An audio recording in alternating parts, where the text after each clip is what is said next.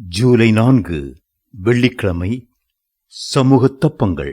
மேஜையின் மேல் நித்தமும் என் சந்நிதியில் சமூகத்தப்பங்களை வைக்க கடவாய். யாத்ராகமம் 25:30. தேவ சமூகத்தை நாம் நாடுவதுடன் அதன் சந்தோஷத்தினால் நிரப்பப்படவும் வேண்டும். மட்டுமல்ல, தேவ சமூகத்தில் இருக்கும் அப்பங்கள் நம்முடைய ஆன்மீக உணவாக இருக்க வேண்டும். சரீரத்துக்கு எப்படி உணவு தேவையோ அது போலவே ஆத்துமாவுக்கும் கர்த்தருடைய வார்த்தை அத்தியாவசிய தேவையாயிருக்கிறது.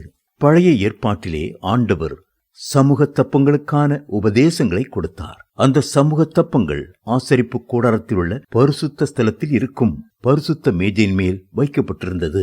இந்த சமூக தப்பங்களை குறித்த உபதேசங்களை லேவியராகமம் 24:5 முதல் 9 வரை உள்ள வேத பகுதியில் நாம் வாசித்து அறிந்து கொள்ளலாம்.